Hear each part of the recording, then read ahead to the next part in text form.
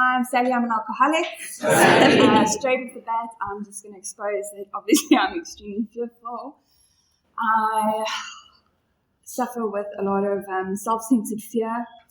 I actually hate sharing, but I'm just going to try and remind myself this is not about me, and I'm going to ask my higher power to kind of speak through me, and hopefully somebody in this room will get something out of what I have to say.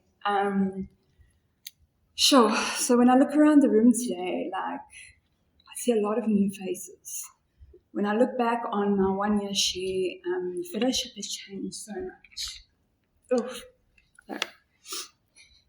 And a lot of people that I kind of went on my journey with, and I got very close to, some of them did really well, and they've moved on to other fellowships in other areas, and some of them have gone back out there and have had to come back in and restart their journey, and some of them have gone back out there and haven't made it back. So with that, I would just like to take a moment of silence. Sorry for the still suffering alcoholic and addict in and out of this room.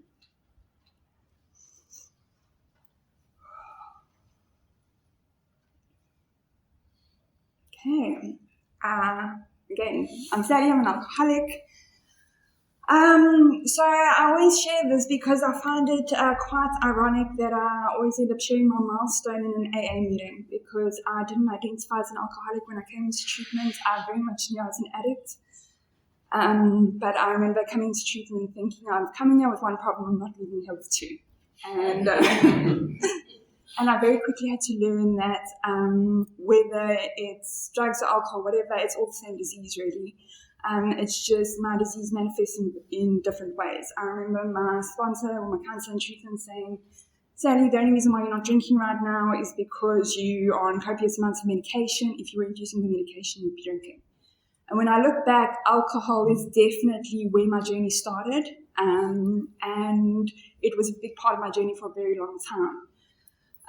But there again, for me, it's not about the substances. I don't like to share a lot on the war stories. I like to share about the behaviors, because when I look back now in hindsight, I was alcoholic. I had alcoholic behavior from a very young child before I even picked up the substance.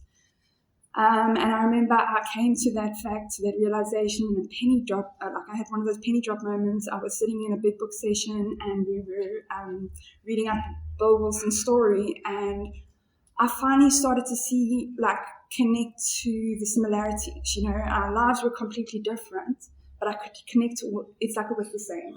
There was a lot of the same behaviors. And in that moment, I think I finally accepted the fact that I was alcoholic.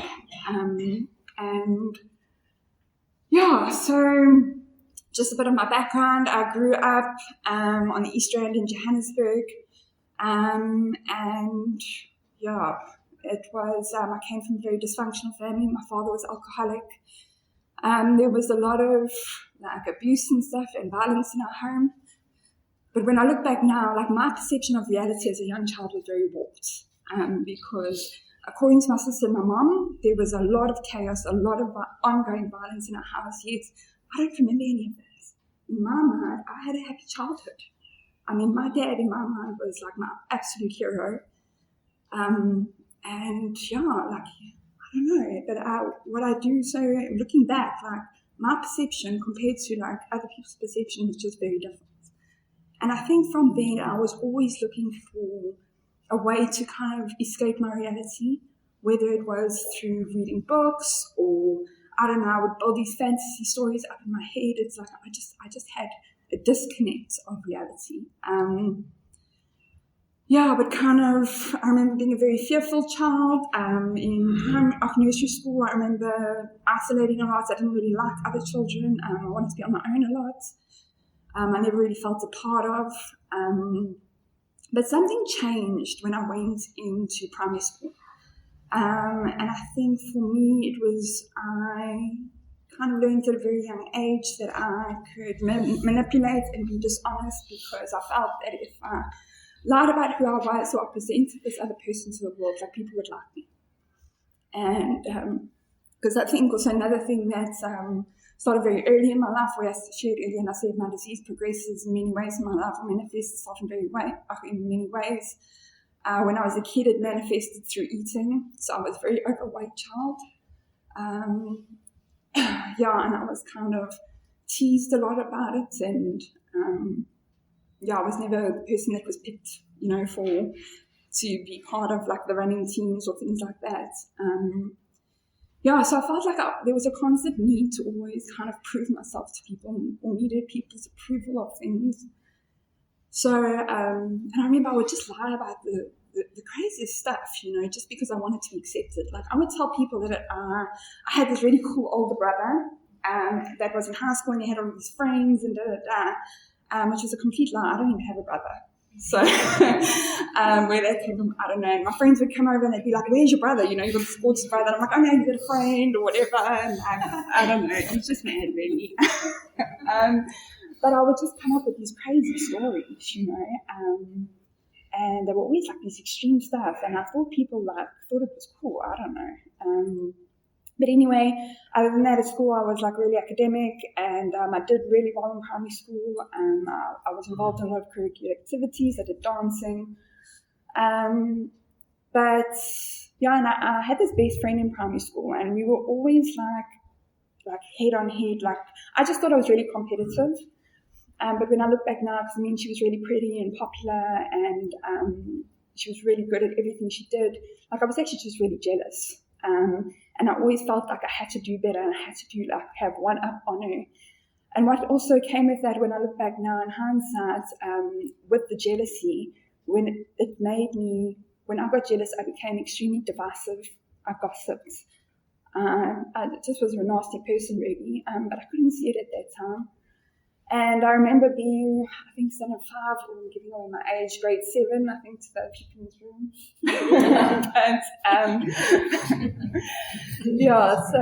I was in grade 7, and I remember, I had excelled quite well in school, and I really thought I was going to be made head girl, and the reality is actually she was chosen as head girl, and I wasn't even made a prefect.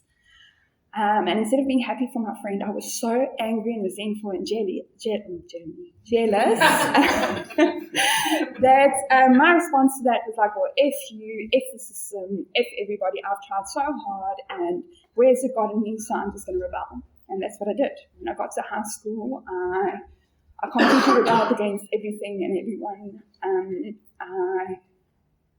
I got involved. I bunked school. I never did schoolwork. I don't know how I made it through my first year of high school. I got involved with people who drank and did drugs. I started using and drinking at the age of 14. And it was kind of just the cycle of my high school, I suppose. That's what we did. That's what I thought we all did on weekends. When I look at the friends that I had when I was in primary school, they weren't doing those things, and I just thought they were boring, that's lame, they're not living their lives, they're missing out. I thought that I'd found the solution to life, and pretty much most of my high school career was just a party, really. But towards the end of my second year in high school, a lot of my dishonesty started catching up with me. People started to realize that I wasn't who I was saying I was. And in my mind, I'd made up the story. I'm like, okay, so one thing I have to add though is, even though I was doing drugs and that, I was always really afraid of street drugs because I knew that my dad had a problem with them, and I was like, okay, maybe that's not a good idea.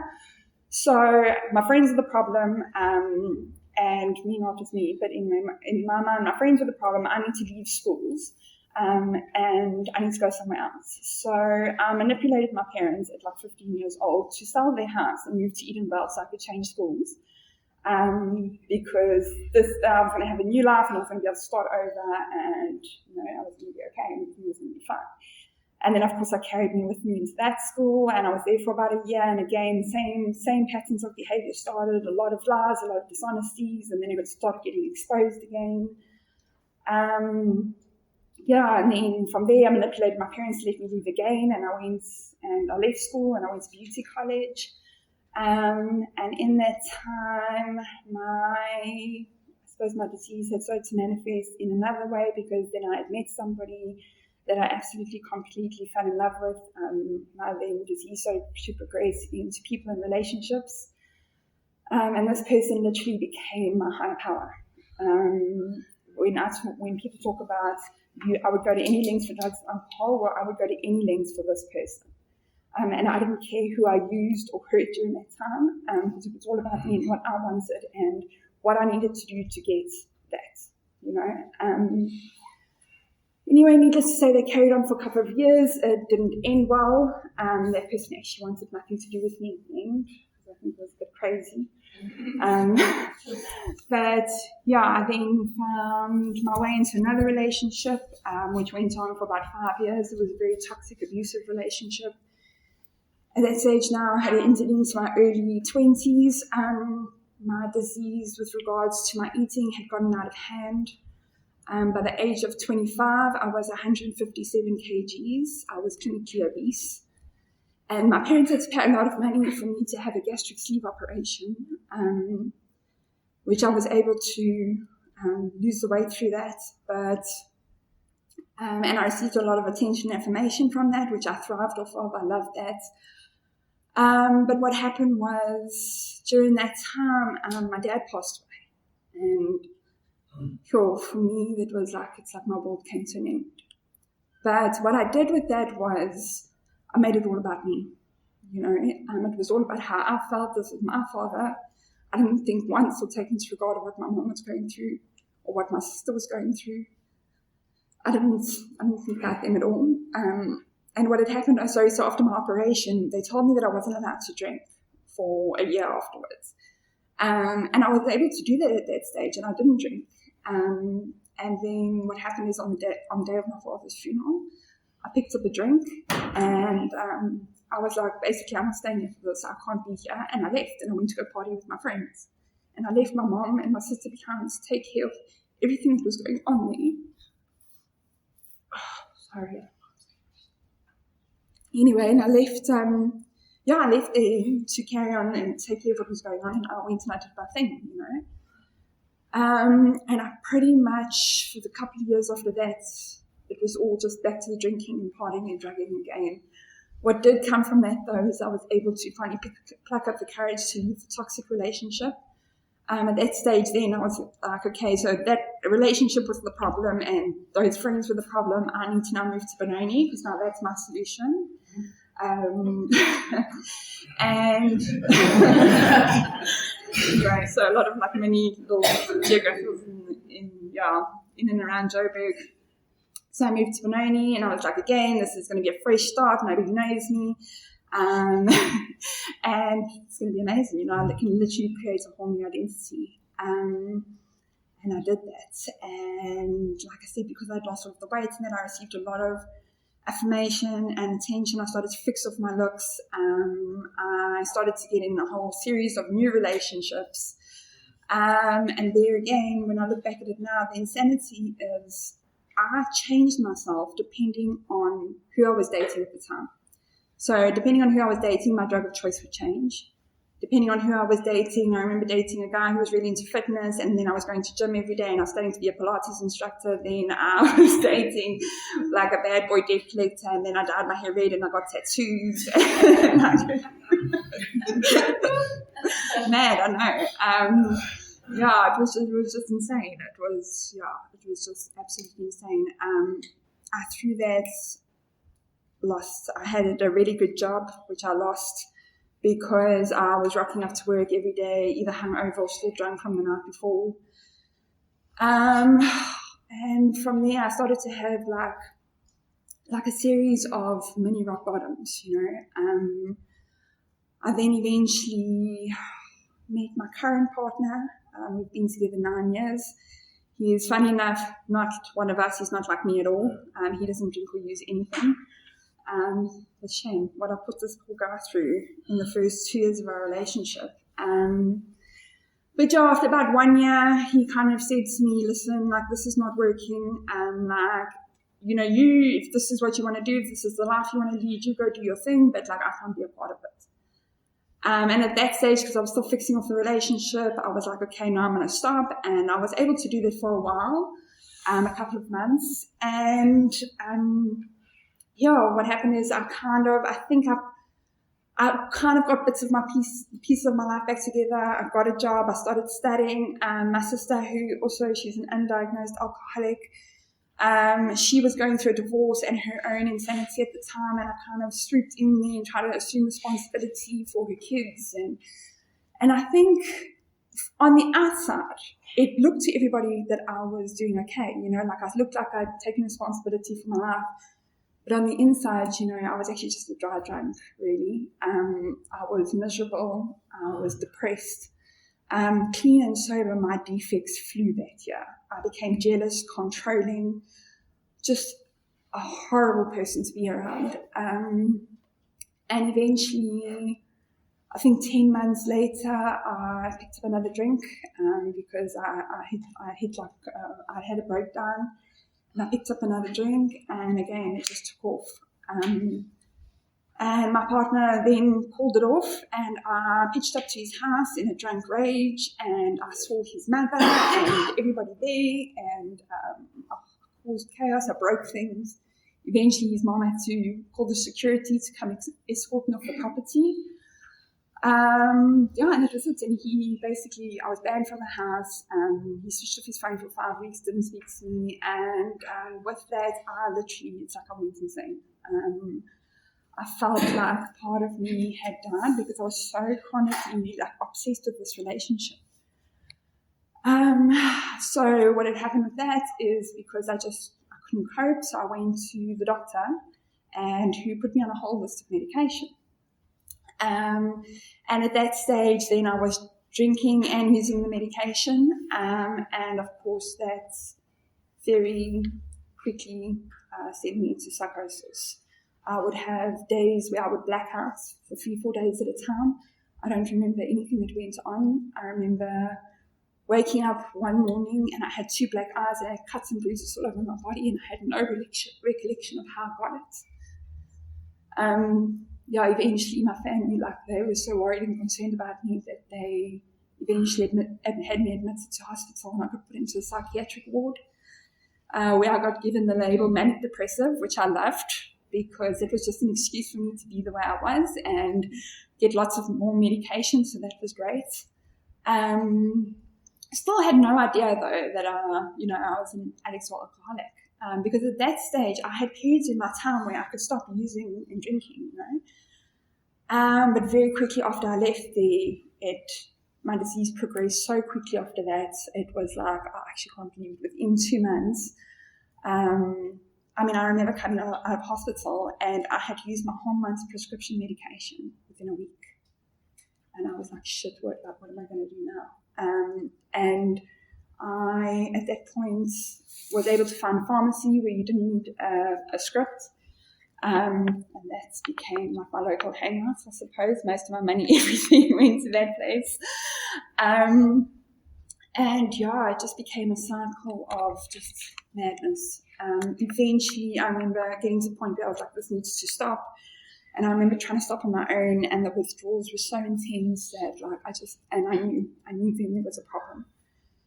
So I reached out to somebody that I knew was in recovery. She suggested that I go to a meeting in our sister fellowship. So I started going to meetings, but it was all for the wrong reasons, the wrong motivations. I didn't go there because I think part of me wanted to get better, but the real reason I think why I went there is because I wanted to get my partner back.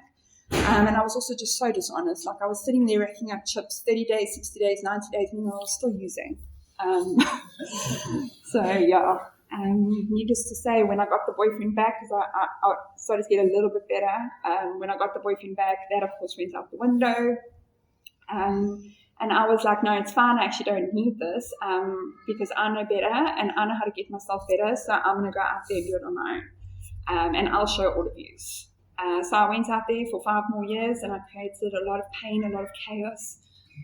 I put my family and my partner and my friends through, they always had to pick up the pieces. And all those yets that they told me, when they said to me and I said, I'm going to leave, because I still had all the stuff at that stage. I still had, a house and I had my car and I had a job and this and that and all this stuff that they said, oh, that's fine, go out there, but you will eventually lose all of these things. And I was like, that's fine, we'll see.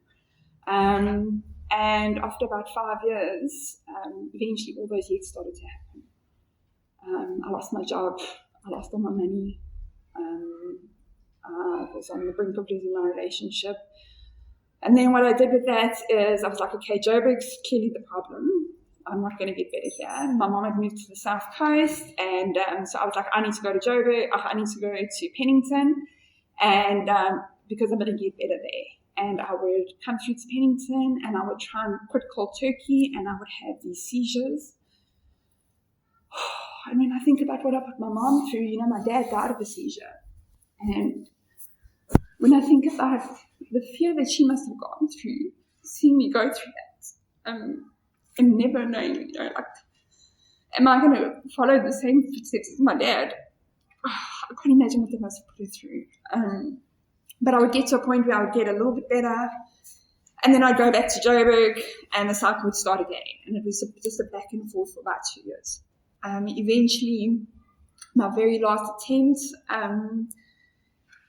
I had gotten into what had happened here was I had gotten into a physical altercation with my stepdad. He is by no means a violent person, but I had made my family that sick that he physically assaulted me. And again, I ran away to Joburg and ended up in another psychiatric ward. Got given another label. I was now diagnosed bipolar and multiple personality type 2. Which again, I was like, okay, well, that's my problem. Even though, I knew I was an addict at that stage, but, I still thought it was, it was my disorders that were the problem, and the meds, those were my problems. It was never me, I was always pointing fingers and blaming everybody else. And then finally, when I made my way back up here, because my mom eventually said to me, look, just come home, we'll sort it out. On my first night back, my stepdad and I got into another altercation, and what I did with that is I tried to take all of my medication and I tried to overdose. And I blamed it all on him. This is his fault. And needless to say, my mom and I were kicked out. We went to go sleep at a neighbor, and the next morning when I woke up, my mom had contacted the house on the hill, and they were there to fetch me, which I had no idea that I was going into rehab, so that didn't go well. Needless to say, I didn't go into treatment willingly, but I'm so grateful because there is so much that happened. I can just see so much God when I reflect back and how I looked at how that happened, and the golden threads that got me into that treatment center up at the house on the hill. It's just my higher power had my back throughout that whole thing. So I went up, and there's a lot of fights. I eventually went up and I saw my car there, and I couldn't understand why my car was there, and I was like, okay, well, maybe I'm going to do some service, drive people around. I don't know what it's there for, but anyway, I was cool with that. And I remember one of the counsellors calling me into the office and said to me, look, I heard you don't understand why your car's here. And I was like, no. And he said, well, how did you think you were going to pay for treatment? Your family can't afford this, and this treatment center is expensive. And I said, well, I'm not giving up my car, that's for sure. And basically they said to me, well, you've got two options, because I can tell you now, your family doesn't want you home. You've lost all your friends, your partner is not interested. And so you can either take your car and you can go live on the streets of Scottsboro, or you can hand it over and you can stay and get better. And that's what I did. I made the decision to stay. Still mad though, because I think I came in with a sense of, I don't know if it was arrogance or elevation, but I was like, I need to stay 28 days because I'm not as bad as these people. I know I'm an addict, but I don't do, I was looking at the differences still. I don't do, I'm not on heroin and I'm not on this, and I'm killing medication, and so I'm not that bad. And I got humbled very quickly because already by my very first concern group, this treatment center had my number. I got concerned, my very first concern group, and pretty much almost every concern group after that for the first 2 months of treatment. I got a lot of concerns, a lot of consequences. So there again, I have to look at it's not about the substance, because even though I wasn't in my mind what I thought was hardcore drugs, my behavior was worse than some of the other people there. It was shocking. I mean, look, I don't think I was that awful. I really don't think that bad. My sponsor just likes to say I was annoying. But yeah, I'm grateful. I'm grateful for every single concern and consequence that I got, because it made me who I am today. I don't think I'd be sitting here today if it wasn't for all those concerns and consequences, Yeah, so the first 2 months of treatment were really hard. The second 2 months, though, there was a shift. Something changed, and I think it was after my step 5. My step 5, I didn't have that big pink fluffy cloud. I was actually quite traumatized after my step 5. I think it's because the first time in my life when I realized that I was actually the problem and I wasn't this nice person that I thought I was. And so I was quite devastated with my step 5. But what was lovely is after step 6 is, that's where the change started to happen for me. I stopped getting concerned. I started being of service at the house. I started, helping people. It wasn't about me anymore. A little bit. It shifted a little bit. But yeah, the last two months of treatment were amazing. So from 28 days, I ended up saying 4 months, and I'm so grateful for that. My first year of recovery was amazing. I think I ran purely on fear, though. And I contribute to the fact that I'm still mad. I'll always be mad, but I had accepted that, and I had a solution now, But yeah, my first year, everything was so exciting, everything was new and it was amazing, and I was learning new things. And then my second year, life happened. I had to deal with a lot of life on life term stuff. Like I said, there were a lot of changes in the fellowship. I am a creature of habit. I don't like change. I really struggle with that. But there were a lot of changes. Started off, one of my best friends relapsed. And then from there, a lot of other people that I had become really close to on my journey, they had moved on to other fellowships or moved away. And I really struggled with that. And I kind of got to a point where I sort of felt isolated again, and I had to really put in a lot of action to build new relationships. And I'm so grateful that I did that, because I've got amazing relationships and friendships in recovery today. But other things that happened is I had to change sponsors around about 16 months, and I built this amazing relationship with my sponsor, and then I found out she's moving to India. Which was another oh wow. But she's still my sponsor today, and we have an amazing relationship, and I absolutely adore her. The other things that went on in my recovery is I started to get these, I developed gallstones, and I started to have these gallbladder attacks. I'd had them every 3 weeks, and they were extremely painful, and I couldn't take pain meds for it, and I kind of had to go through that. And eventually, I got rushed to hospital, and I found out I had to have an operation, and there was just a lot of fear around that, having to be put again under mind-altering substance. I got mauled by a dog in recovery, in my close to my jugular here, by a big bull, and 28 stitches.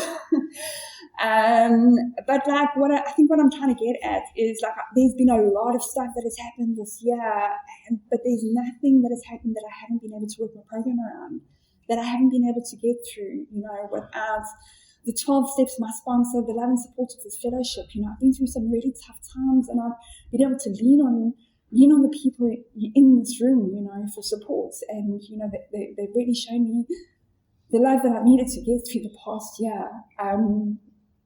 Besides what has gone on, the difficult stuff, I've also had amazing things happen in my second year of recovery. I changed jobs twice, 3 times in the second year. Oh goodness, anyway, I'm not going to go into that, but I got the opportunity to go work at a salon where I got to build amazing friendships and relationships there. In a way, I also got to make indirect amends to my dad, who had paid for all my studies to go study beauty that I'd never done anything with. So I got to actually, kind of do that and make indirect amends there. And then I got put in a position where I got stuck in a lot of financial fear, because I thought that I was never going to be able to become fully self-supporting living here in Scotland. I thought there's no ways I'm going to be able to make financial means and move out of my parents' house and things like that. And my sponsor was just go pray about it. And I did. And literally that week I got a phone call. And I'd been doing some part-time work for somebody, and I got a phone call, and they were literally willing to offer me a position where I could work remotely from here in Scotland, and I would be able to, they would pay me enough to become fully self-supporting and start making financial means. And that's amazing. Sure. I've now, when I look at it, I've received a lot of gifts in the sense of like, I've got, funny enough, the day before my 1 year, I got a car. The day before my 2 year, I moved into my own place. So that those gifts have been amazing. But when I look back now, it's not about that. You know what I mean? The most important, I think, gifts for me that I've received in my second year is the relationships that I've made, the amends that I've been able to make to my family. I have an amazing, incredible relationship with my family today. My stepdad, who wanted nothing to do with me, is now one of my best friends. We have such a beautiful relationship, and he comes to me for advice. He trusts me with like his work stuff. Like he's a gem dealer and he deals in like diamonds and all kinds of stuff, and he trusts me with that stuff. He sent me to Joburg a little while ago with like a whole lot of stones. He said, "Please go deliver these for me." I'm like, anybody who gave me anything in active, like, sorry, your stuff's gone, But he trusts me with that stuff. I've been able to. My sister is unfortunately still in active. She hasn't found her way here yet. And so I've had to distance myself a little bit. But I've still been able to be a sister where I need to be.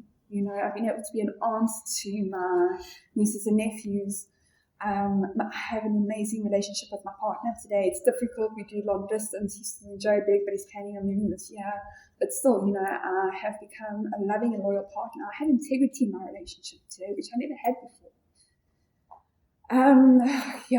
So I'm just so grateful because I can't imagine a life. I never thought that. I've heard somebody share this before, and I actually thought it was quite funny. I never thought a life beyond my wildest dreams would be sitting here in Scotland. But it is because I could have never imagined a life that I have today. And it's not even, like I said, it's not even about the external stuff. It's about the relationships I have today. It's about my family. It's about my relationship with my higher power, which is incredible. My higher power always comes through for me. And I wouldn't be sitting here today if it wasn't for him. And it's about, I think for me, the connection. And I think more than anything, what I'm grateful for is I no longer have that spiritual void, that feeling of emptiness and hopelessness. Today, I feel full. My heart feels full of love. And I just want to, share that love with everybody. But yeah, it's all got to do with Bill Wilson, who created this program so many years ago. What's in that big book? And if there's anybody sitting here today that is considering going on this journey, I can only speak from my own experience, but it's been amazing.